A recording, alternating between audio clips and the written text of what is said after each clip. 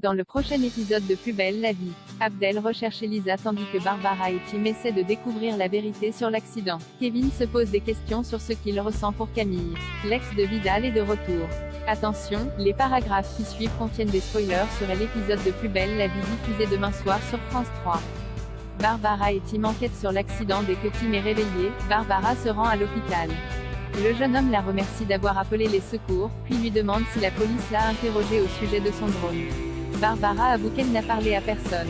Tim explique qu'il est journaliste indépendant et qu'il espère pouvoir récupérer les images qu'il a filmées avant de se faire percuter par un camion. Ils retournent ensemble sur le lieu de l'accident.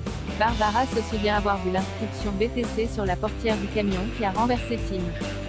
Ce dernier souligne qu'il s'agit du nom de la compagnie du chantier sur lequel il filmait. Sur place, il retrouve son drone en petits morceaux. Chez Tim, ils essayent de lire la carte du drone mais celle-ci est endommagée.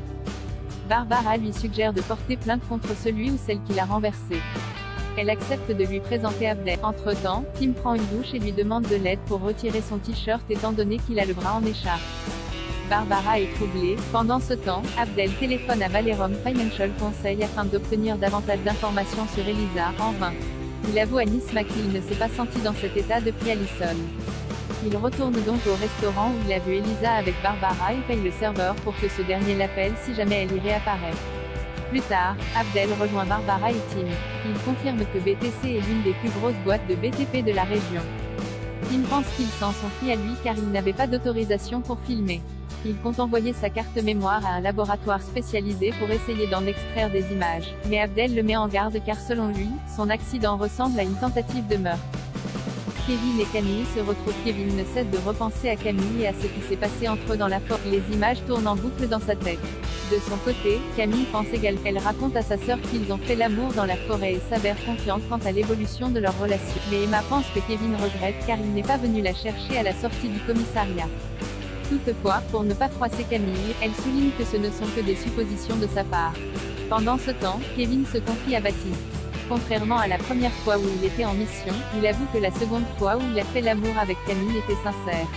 Il est persuadé que la jeune fille a changé, contrairement à Baptiste qui la considère comme un nid à problème. Kevin passe ensuite voir Camille dans son foyer pour jeune fille. Il est un peu confus. Finalement, Camille l'embrasse et ils font l'amour. Kevin avoue alors qu'il ne veut pas que leur relation s'arrête car il se sent bien avec elle.